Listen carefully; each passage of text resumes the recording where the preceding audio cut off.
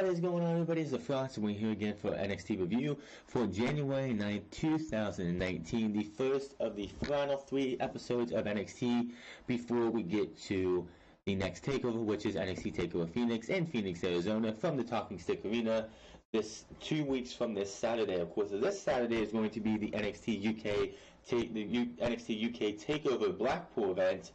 I will have predictions of that show on the channel tomorrow, so make sure to look up for that tomorrow. I was going to do a review of everything that happened with AEW in a separate video, but I'm just going to throw that into unscripted on Saturday, so expect to see a lot more AEW and everything going on for that, and hopefully we'll have more information on Chris Jericho, Pac, and everyone else, and maybe they have some other announcements for talent as we get closer to Saturday. I will have all of that this Saturday for you, everyone. I will say this, and it's always great to see the first episode of a new set of tapings because the crowd is so lively, the crowd is always into it, and it's just a better atmosphere. And as we know, when we get closer and closer to the end of the set of tapings, the crowd just seems to die. What I would like them to do, if it would be really beneficial for the NXT shows, is to...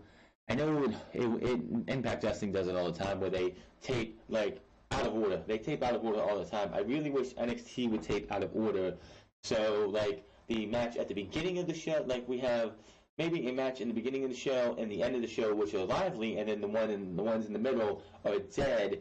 So when we go through the entire set of tapings, which was only 3 weeks this time, we don't get to the final week or two of the tapings, and the crowd is dead through the entire show, and it just brings the show down. I think that would be more beneficial to NXT, which does tape several weeks in advance.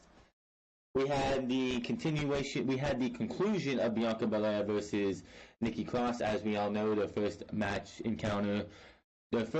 ended in a double countout, no contest. In the second match, because Aleister Black came out and wanted to know Nikki Cross who attacked him. So tonight was the third and final confrontation for that, because Nikki Cross will be moving up to the main roster coming very, very soon. As well as we had EC3 and Adam Cole in the main event. We had a new tag team, Marcel Barthel, I think his name is Marcel Barthel, and Fabian Eichner, which apparently have gotten together on the NXT UK show. So I honestly want to know why they're even on this on regular NXT. Why not have them just be a tag team in the NXT UK division, where there's only 3 tag teams? There's the Gallus, there's Girls of Young Vets, and Mustache Mountain, or British Strong Style, VIP done. They need more tag teams over there. You really don't need as many tag teams over here in NXT itself. But they went up against a couple jobbers, and of course EC3 versus Adam Cole was the main event. Definitely a good show.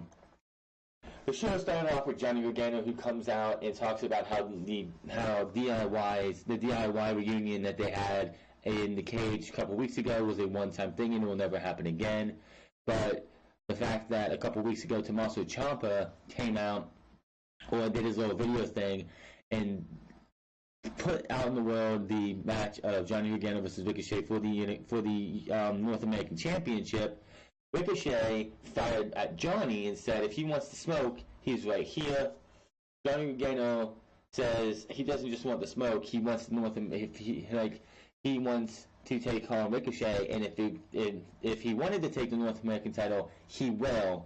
Ricochet comes out and says he is happy to defend the title against Johnny Gargano. All Johnny Gargano had to do was ask.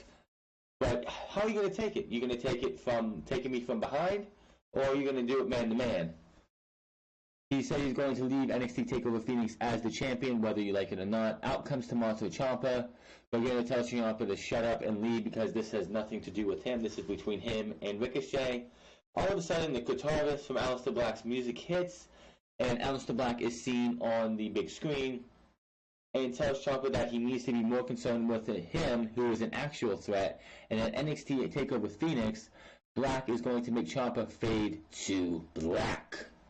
He did it with that intensity. The lights go out and Aleister Black appears behind Ciampa, turns him around, and they start fighting.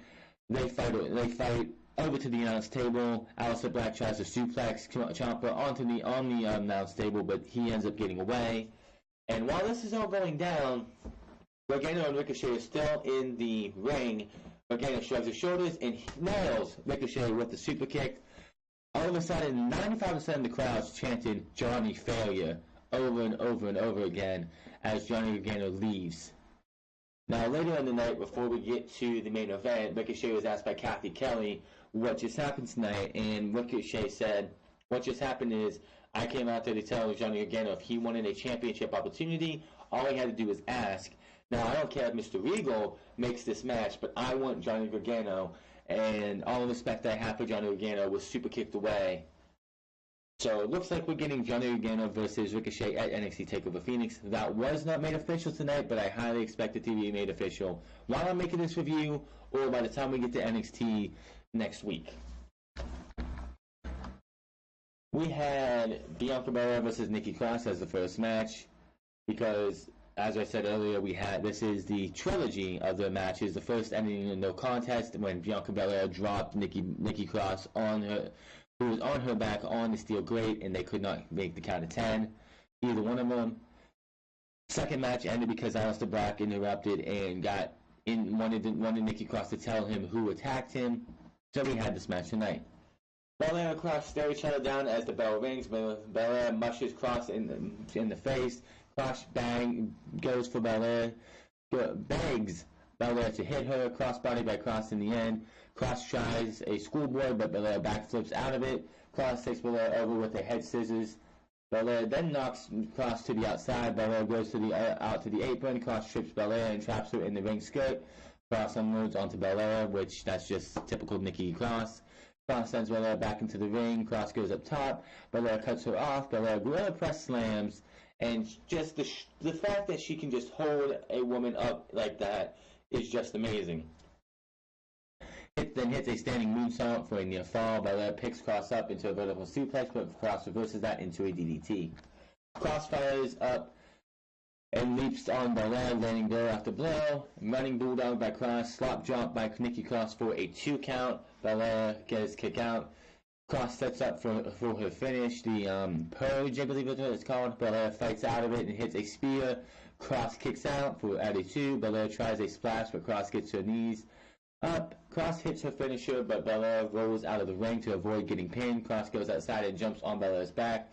And then again, as in their first match, as Mauro Ranallo stated, just like in their first match, he drives her into the ramp, but instead of them both being out at the count of 10 at this time on the ramp, Belair crawls away.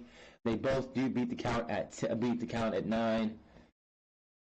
Belair and Cross are both almost counted out, as I said. Cross and Belair lunge at each other, landing rights and lefts. Belair tries to spear Cross, but Cross moves out of the way. Belair runs shoulder first into the ring post. That is one move.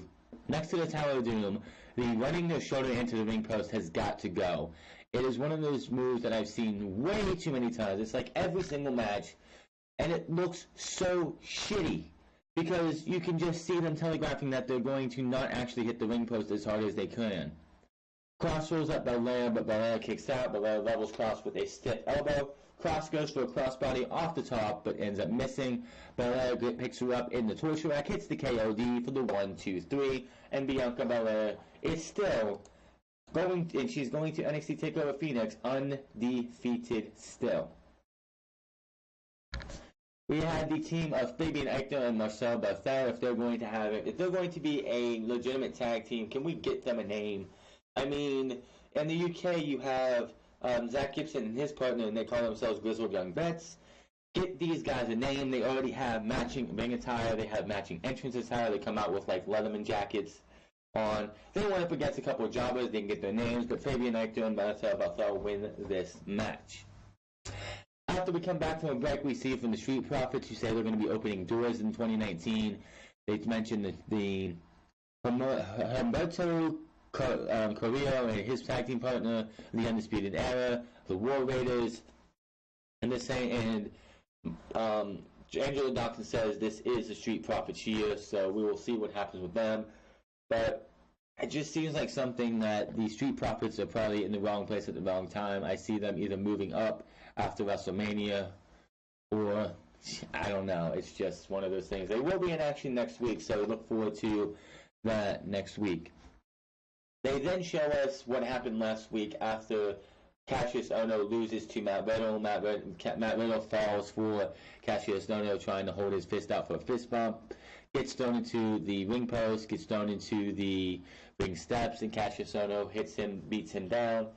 So we're in the back with, I think his name is Maria, Angela Shriver or something, as talking with Keith Lee. Keith Lee wants Cassius Ohno next week to teach him a lesson in respect. Cassius Ohno did reply on Twitter saying he already knocked out your BFF. So if you want me to do it to you too, then fine by me, and I will see you next week. So it looks like we're getting Keith Lee versus Cassius Ohno next week. Adam Cole versus EC3. This is all stemming from the first time EC3 and Adam Cole faced each other in WWE. Adam Cole lost to EC3, and then EC3 got beat down by all four members of the Undisputed Era. Bobby Fish tried to take him out with a chair and end his career. Bobby Fish ended up facing EC3 and losing to EC3. This time around, and I'm looking at the clock, and it's like there's only like 9 to 10 minutes left in this show, so this isn't going to be a very long match. But these guys had a pretty good match. Cole and EC3 taunt each other before EC3 runs over Cole. Cole tries a leapfrog, but EC3 answers with a nasty chop. Cole catches EC3 with an enziguri as EC3 tries to get out of the ring. I'm gonna say that Adam Cole's enziguri leap from the floor to the person who is like in between the top and middle rope, it's gotta just take a lot of cardio to do, because that is a heck of a leap to hit someone his size. EC3 suplexes Cole back into the ring as Adam Cole tries to suplex EC3 out of the ring. He actually stands on the bottom rope and to get a little bit more better leverage and suplexes him over. Cole boots EC3 in the face. Cole kicks out. EC3 kicks out. Backstabber by Cole. EC3 kicks out again. Cole misses the last shot, but it was a German suplex followed by a clothesline by EC3. Cole ends up kicking out at 2. Cole surprises EC3 with a suplex into a neckbreaker, the Ushigoroshi. Cole tries to put EC3 in a cross arm breaker, but EC3 turns that into a powerbomb. Then all four members of the Undisputed Era are out in this match. You had Cole wrestling in the match. You had the Kyle O'Reilly, Bobby Fish, and Roderick Strong standing on the outside. So Bobby Fish distracts the referee while Kyle O'Reilly and Roderick Strong try to get involved. EC3 fights all three of them off. Super kick by Adam Cole. Last shot by Adam Cole, and that was that. After the match, EC3 gets beat down by the Undisputed Era for about 2 minutes. Then the War Raiders come out, and they brawl with all four members of the Undisputed Era, and the War Raiders actually chase off the Undisputed Era, and they stand tall as we get ready and closer to NXT Takeover Phoenix, where the Undisputed Era of Kyle O'Reilly and Roderick Strong will take on the War Raiders of Hanson and Rowe. NXT off to a hot start for the final 3 episodes leading up to NXT Takeover Phoenix. Let me know in the comment section what you think of NXT Takeover Phoenix and the fact that we have a women's title match between Bianca Belair and Shayna Baszler. We have War Raiders versus Undisputed Era, and Aleister Black versus Tommaso Ciampa, and more than likely Johnny Gargano versus Ricochet for the North American Championship. What are your thoughts of those down in the comment section below? All I gotta say is, Triple H, take my money for Johnny Gargano versus Ricochet. That could be easily an early match of the year candidate, and it would be kind of hilarious that if it gets a 5-star, and 2, it would be the second pre-Royal Rumble pay-per-view or takeover that has a 5-star match, and WWE main roster hasn't had a 5-star match since CM Punk versus John Cena at the Money in the Bank pay-per-view 8 years ago. That's kind of sad. But I'm gonna get out of here. I'll see you guys, I believe, Friday for a NXT UK predictions, where I'm going to predict what I think is going to happen for the NXT Tag Team Championship, the inaugural NXT Tag Team Championship match. Who's going to become the first NXT Tag Team champions? UK. The NXT UK Women's match, the NXT UK Championship. I'm just calling it that. I don't care. And the Jordan Devlin. I believe it's Jordan Devlin versus Travis Banks. And I believe Eddie Dennis versus Dave Masters. And sometime on Saturday, I will have NXT UK Takeover Blackpool up on the channel as well. So NXT, Unscripted is actually going to be on Sunday. It's not going to be on Saturday this time because we have NXT Takeover Blackpool going on during. Actually, it might still be on Saturday. Never mind. It might still be on Saturday because I do tape it the night before. So. Yeah. So this week, for the remainder of this week, we have NXT Takeover Blackpool predictions, Unscripted, and NXT Takeover Blackpool, and then we're back to Raw, SmackDown, and NXT next week, as well as Unscripted episode 53. So that is going to be the next 2 weeks, and then of course the Royal Rumble and Takeover Phoenix the week after that. But I'm getting out of here. I'll see you guys tomorrow for an NXT Takeover, or Friday. I'm sorry. We'll see you Friday for a Takeover Blackpool predictions show. Until then, my name is Franz, and I'm getting out of here. You guys have a good one.